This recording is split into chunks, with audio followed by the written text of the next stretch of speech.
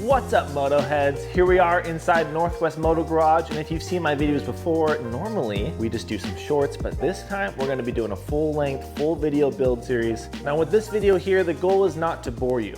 We're gonna be doing some more general tips, ideas, things to do when you're doing a bottom end rebuild. Honestly, to give you guys the confidence to try and attempt this yourself. We've got this TRX450R engine right over here. That is locked up. Now, fortunately, we work with some awesome companies like All Balls. They own Vertex, Cylinder Works, Hot Rods, all those. So that's why they're able to do these big engine rebuild kits like this here from Vertex.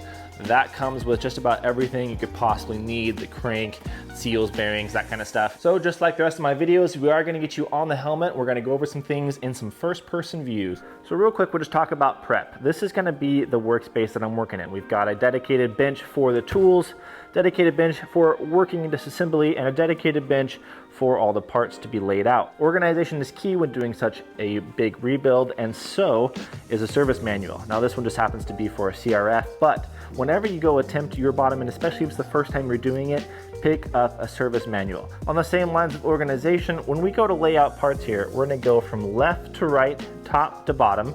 We're gonna space everything out nice and evenly with the hardware that it goes with and in the order that it goes with. That way, when we go to put everything back together, we'll just work in reverse order. And you'll already kind of know what's gonna be going on next and how it goes on just by us laying this out. All right, so let's get after it. With the top end, there's really only 4 components that we really need to worry about. We've got the valves, cylinder head, cylinder, and the piston on the inside. That's really it. Once we get through those, that's when we can start opening up the bottom end. Each of your bikes are gonna have some sort of a cylinder head cover. Now here's something to mention too. You see how I put the bolts back in their slots in its order, that top right position? When I go back, I know that those are the 3 bolts that go there, and that's gonna be the very last thing that I put on. All right, so along with valves, we need to make sure that we check the clearance now, that when we go to reassemble, we can adjust any of the shims that we need to in order to get our clearance back. Now we need to get this thing at top dead center. It is locked up, but we're gonna try and at least get it to where these valves aren't being made contact with from the cam. I'd probably say that's 29 millimeters. This here is just a little printout that I made myself on Word. All right, so we've got our clearances recorded. We're just gonna go ahead and set that over here. And I like to do it in the orientation of the engine, so we're gonna set it just like that. We just need to relieve tension from this cam chain here, and that's our tensioner right here, so let's loosen that up. Go ahead and remove this guy, and then the other one. Now again, we're laying this out on our bench here, how the bolts are gonna go, and in which order. If you are a CRF or TRX owner, these are Loctited on there, so make sure you clean off all that Loctite and reapply some new stuff. Go ahead and just drop your cam chain down. We're rebuilding this entire thing. We're getting all the way down. Just drop it down. Don't worry about it. Try to break them free a little bit at a time. Fingers here are gonna wanna slide underneath of this cam carrier and grab a hold of those cam buckets that are underneath of there. And place it on our mat here where they go. And then we'll just set this here right in the center. Like right intake valve, put that with our right intake. And here's on our left intake. So once you actually pull off the cam like that, you're ready to pull off the head. You either have bolts or you have nuts like this. We got 1, 2, 3, 4, and then you've always got 2 on the side here that are holding the cylinder down, holding the cylinder head down to the cylinder. And you'll wanna make sure you pop these off before loosening up those head bolts or nuts. We're just gonna go in a crisscross pattern and just lightly break them free each time. A little bit there, a little bit there, a little bit there, and a little bit there, and zip them off the rest of the way. So at this point, the head is actually free. Sometimes you need a rubber mallet to kind of knock it loose, but usually you can get it to break free from the seal down here just by tapping on it. Just like that. See how we've got the space down here now? So pulling this up is just pulling her up and off. And so if we pop that off, we're actually able to, again, loosen this guy up, get it free, wiggling, and just pull it straight up and off. Just like that. Let's see if the cylinder is damaged a whole bunch or not. It doesn't look like it. We don't see any crazy amount of marring or scarring. Now it's just time to pull off this wrist pin here. It's pretty stuck, but I've got a special tool for that. So this tool here from Motion Pro is just a wrist pin puller. Go ahead and slide it all the way through if you've got one. You just back this out and that wrist pin pulls right out of there, just like that. Thanks, Motion Pro. Super cool stuff. All right, so there's the piston off of there. Yeah, pretty minimal scoring. I don't think there was actually any issue with the top in here, but that kit does come with a new piston, so we will be reusing that. So on the bench, your top end, pretty minimal. I mean, as far as all these components go, pretty simple. Laying that out, you guys can do a top end rebuild from here if you wanted to just skip forward in the video. All right, so for terminology here, whenever a manufacturer, especially in a manual, talks about left side versus right side, they're talking about if you are sitting on the bike and the engine is installed in the frame below you.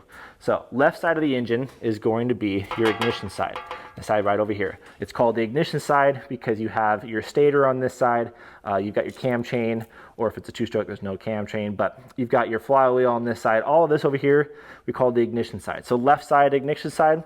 Right side over here is your clutch. This is where your Kickstarter's at. Clutch plates, all of this, the starting almost kind of stuff that's connected to your transmission. Yeah, that's all going to be on your right side here. We're just going to work from either the left side and then work to the right side. You don't have to jump back and forth, you know, going back and forth between the two sides. We're just going to take care of our left side, get that all done, and then take care of our right side and get that all done. We're just going to zip off this cover here. So I just wanted to show you here, this is our oil filter cover. These are the wrong bolts, as you can tell. But behind here, we've got really the signs that this thing is blown up. So there's our spring, but can you see all that metal that's sitting on there like that? We've got it some more down over here. I'm just look at this on my finger, right? So if you're ever wondering, is my bike blown up? Take a look at your filter. Sometimes it's just gonna look just like that.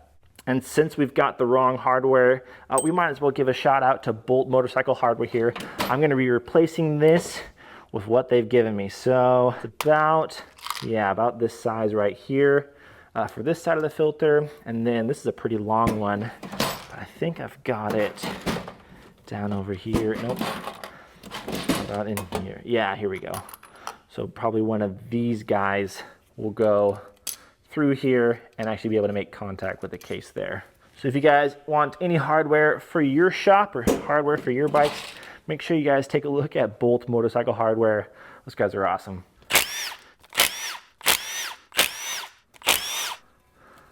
Popping this guy off. Oh my gosh, look at this.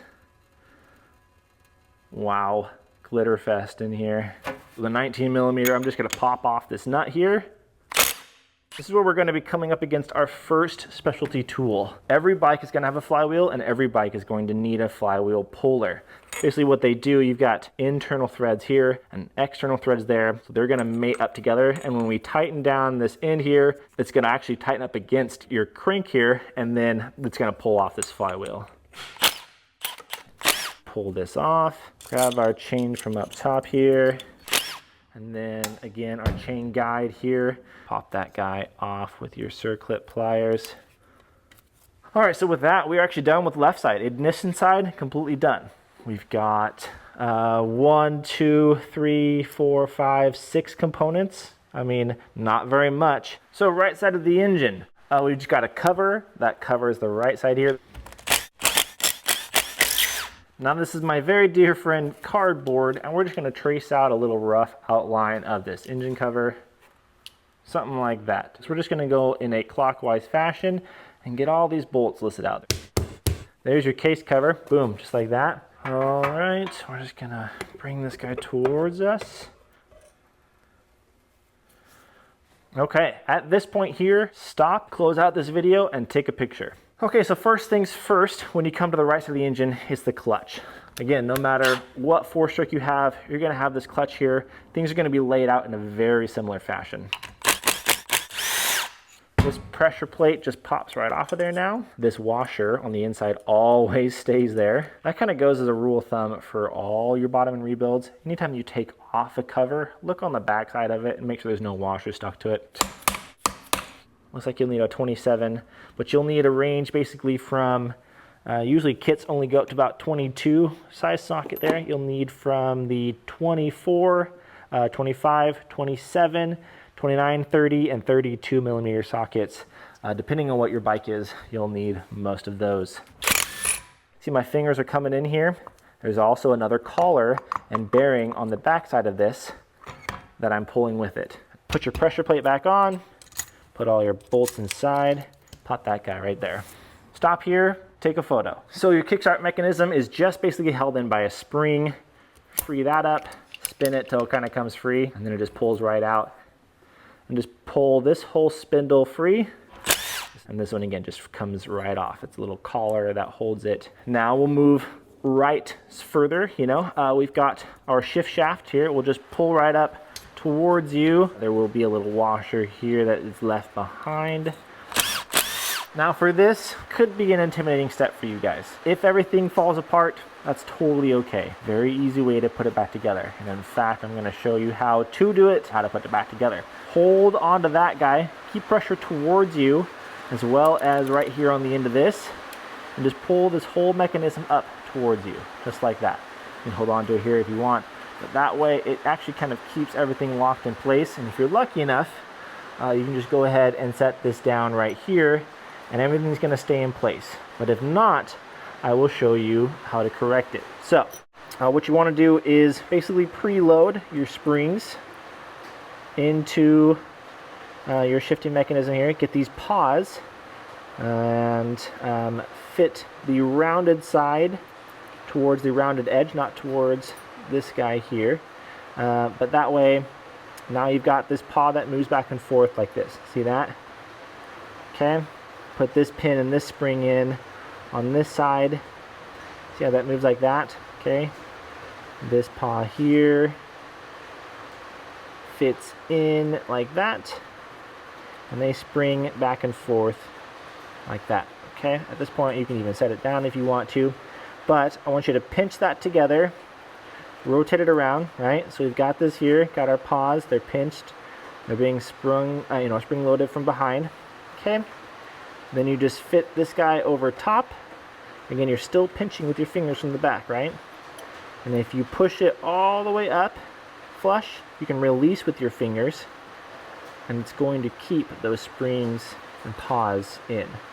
Okay, spring loaded, it's in there. Okay, now this guy can rotate back and forth like it should be, but now this is back together. And again, it just fell out, but again, no big deal. Even like this, you might be able to get away with putting these paws back in. No, see, that's all right. You have to go ahead and put it back just the way I showed you, but for this point now, you should be able to put that back together. So with your screwdriver, I'm holding back that arm there, that spring-loaded arm. Just like that, it's free now. This here is bolt arm, little washer on the inside, and then the spring. Any piece of aluminum that you can get to pinch between these gears here will lock them in place, but be soft enough to not break anything or damage the gears. We've got 2 gears, and then our primary shaft nut, so there is a washer on the back side of this guy. These two separate. Our balancer shaft can come out. All right, so we've got everything cleared down. Just kind of puts the mind at ease, gets us ready to go to split open the cases. Nothing's in our way. Everything's gonna go nice and smooth as long as we're good and clean. With splitting the case, it's really not bad, but there is one tool that you will need to buy. For me, I've got this case splitter from Motion Pro. You can get it from other brands. I like this Motion Pro one.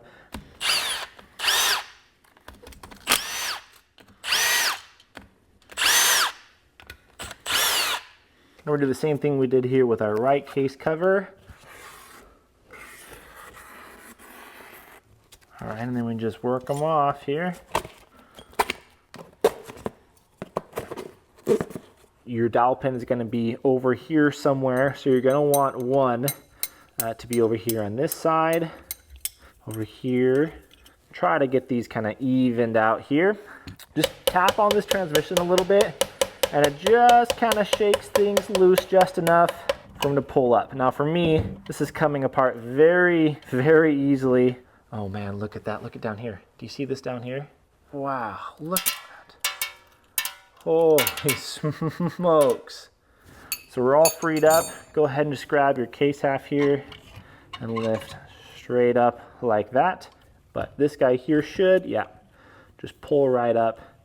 And this is our culprit here for this whole rebuild.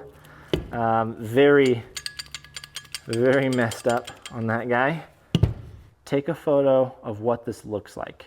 This is where your engine stand comes really in handy. You don't need to buy a Nihilo Concepts one, but I do highly recommend you buying an engine stand, because from the back side of this, if you were to lay this down right now, these transmission gears want to hit the ground because they stick down. Boom, just like that. So this rod pulls straight up. Sometimes there's going to be a spring on the top of this and on the bottom of this. Totally fine. Just keep them together. Now this, see how this shift paw is now free? Okay, so that guy is just free. Gonna just kind of move it over to the side as much as you can. We're gonna lift this one up. This one's longer to allow more room to have both of those on here. We're gonna lift that straight up and out. So now both of these shift paws are free. Before we can remove those out, we're actually gonna take out our drum. Okay, so our drum is just wedged in there. It's just fit in there. There's nothing holding it in there except for those shift paws. So we're just gonna lift up on this and it's just gonna come free like that. Now we're left with this. So this paw here can now come out. If you look here, this one has a C on it. So what that C means is center. So this is in the center between these two. Wherever this groove lies, it's between these two. So this center one here for our shorter shaft is gonna just head right over here. Now this shift paw here, if we pull this out, this has an L on it, which means that if we were to rotate this engine up like so, this would be on the left side of the engine and this one would be on the right side of the engine. So that's how you know where these go and where they're located. The C means it's in the center of the engine between the right and the left side is on that ignition side and the right side is on this clutch side. All right, so in order to get this guy out, it's just a little bit stuck here. We're just gonna lift up on it. See how these gears move up like this? We're just gonna pivot this guy up and over to where we can get some room and then it can slide out like that. Now at this point, your transmission can slide out. It's just stationary there for as long as you want it to be. We're gonna rotate our engine back up again, not all the way over towards you, but as straight up and down as we possibly can. That's gonna be the best way to keep any gears on the shaft. Do you see it spinning on this side and then spinning on this side? Okay. And you've got the back side of this one here. So what you're gonna do, keep your hand constantly on these two shafts right here. All you're doing here is just keeping these gears on from sliding. So you're just gonna grab here like so, push those out together. Okay, so now this bottom one is free. See how that bottom one is free there? I just heard a washer fall and we've got it right down here. Not a big deal. This one goes on the bottom shaft. We're just gonna put it down. Okay, and then our top shaft here, just gonna slowly work that out, okay? And then we've got this gear on the back side of this one. It fits down in there. We'll put our washer back like that. All right, so this is how it came out. If you take a look down here, you can kind of see how these mesh together, right? That's a set, that's a set. Like this center one here, you know, these two here, that's a set. These two now right here, that's a set of gears, and that's a set. This is how they mesh. You know, you can't go off of how long these shafts are because they obviously go in crazy different lengths, but that's how they are. You can just set them down like that. You can separate them, you can move them around. Just keep your washers on there, keep your gears on there, keep everything set like so.